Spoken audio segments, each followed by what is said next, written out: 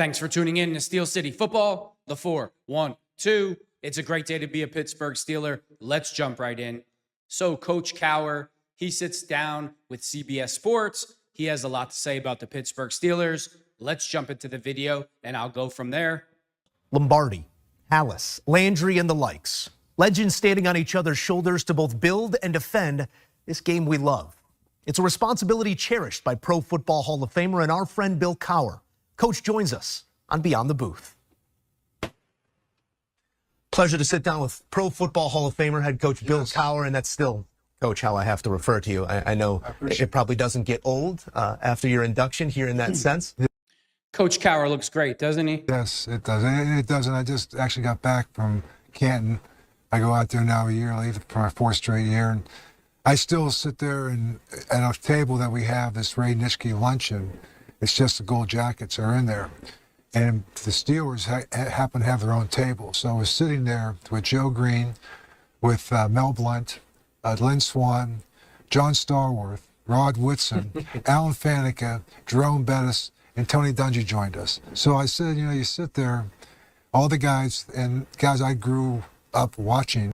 And that's not all of the Pittsburgh Steelers that are in the Hall of Fame. Troy Polamalu, obviously he doesn't mention him because he wasn't there. But imagine that. The Pittsburgh Steelers, when they have these get-togethers for the Gold Jackets, as Coach Cowher says, the Pittsburgh Steelers have their own table because they have so many players that wore the black and gold that are in the Hall of Fame. Who had such an impact on the game. I was able to sit there with them and be a part of it, so it was pretty special. It's an oral history that gets passed down, and one that we obviously feel and hear in Pittsburgh always. An exciting season ahead once again. How much in your responsibilities now do you still keep that one eye on your old home? Oh, I keep more than one eye. I mean, and I let them know how I feel when I see something. So I mean, yeah, you know what? They went a little uncharacteristic this offseason. I love how he said that. Obviously, the announcer or reporter said, so do you keep an eye on your old team, the Pittsburgh Steelers? Oh, I keep both eyes. We know exactly what that means. That means Coach Cowher is in front of the TV screaming like a maniac like the rest of us every Sunday. Kind of went out and kind of revamped that roster with a lot of veterans. In the past, it's been done through the draft and developing players. And so I think there was a sense of urgency in Pittsburgh now that you're seeing that's to another level. And so, you know, hopefully I think the biggest thing for them this year is kind of development of the offensive line. Say what you want. They're young, and they need to be able to keep Aaron upright. And hopefully Arthur Smith can get the running game going. It takes some of the pressure off Aaron. But new receiving core, a couple of Jonah. I couldn't agree with Coach Cowher more.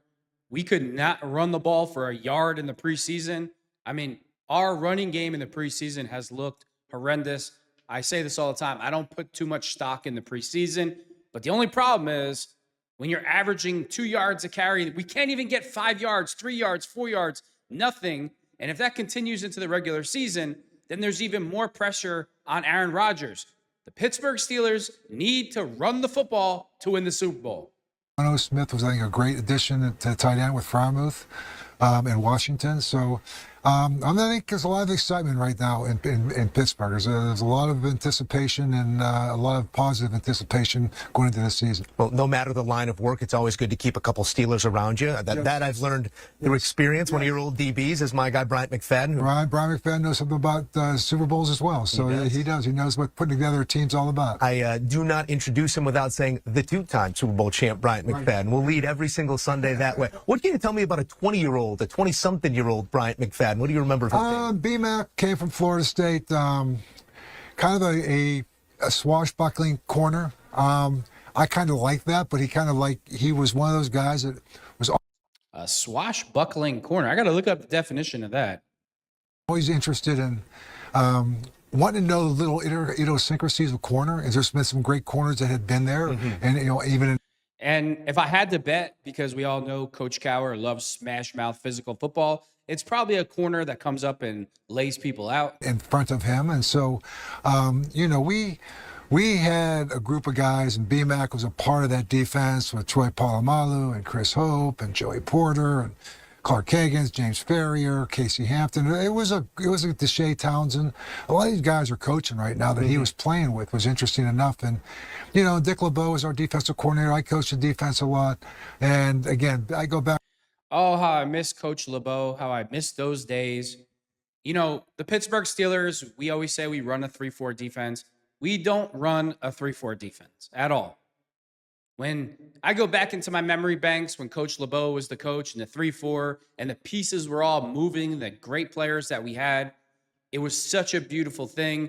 When Troy Polamalu got a pick or one of the defenses somebody on the defense got a sack or a fumble, the revolving pieces of the puzzle was so beautiful in motion. I can't even put it in words. And now the defense, it's just the same old thing every single week.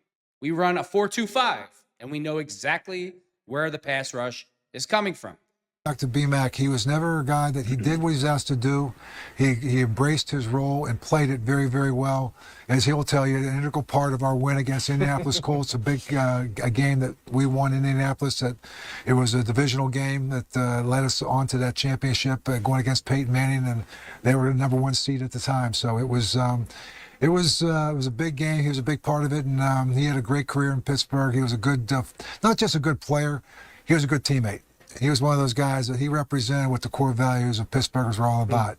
He was confident, he was productive, he was humble. I'm lucky to have him as a teammate now. All those things reflected in his post-career and what he's still doing in the game of football. Our guy Mac is doing some great things, and I'm going to get that clip to him. He's going to be very happy to hear all of that. Coach, one last one for you here, because it's such an impressive career in this game and all the different roles that you've had, from head coach, now a broadcaster destined for a different Hall of Fame, I'm sure. What do you take away from your life in this game when you reflect upon it?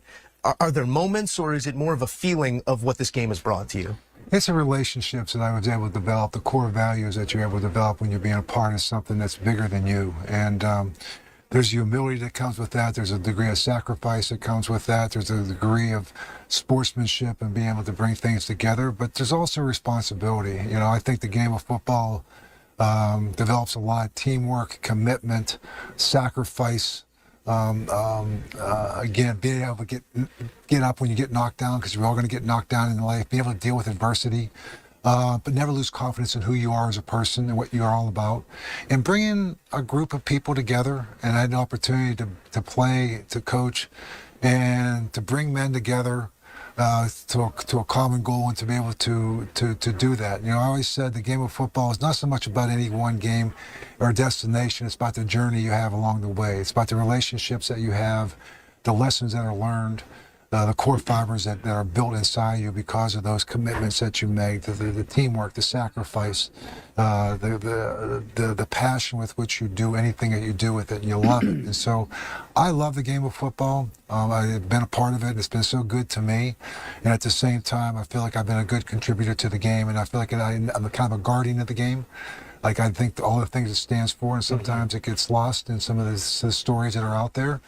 But it's still a game where, you know what, you put on a helmet and you're more of a number, you're part of a team, teamwork is everything, and you embrace your role, and hopefully the collective efforts of everybody can bring you something special. Well, Coach, we're lucky to have you still busy on Sundays and guarding the game. We appreciate you. Thank you. Thank you, Coach. Thank you, man. Well, you heard it from Coach Cowher. The most important part of the season is going to be developing the offensive line, and we all know that. You can't do anything if you can't win in the trenches. Coach Cowher, he will forever be my favorite coach in the NFL. You know, when you're 7 or 8 years old and you love defense and you love the black and gold, seeing Coach Cowher on the sidelines with that emotion, with that passion, his love for football, losing his mind on the sidelines as if he was actually playing the game. I'll forever love Coach Cowher. The intensity that he brought to the stadium every Sunday, it's missed. I definitely miss it, and it can never be replaced. Coach Cowher is 1 in a million. And with that being said, thanks for tuning in to Steel City Football, the 4-1-2.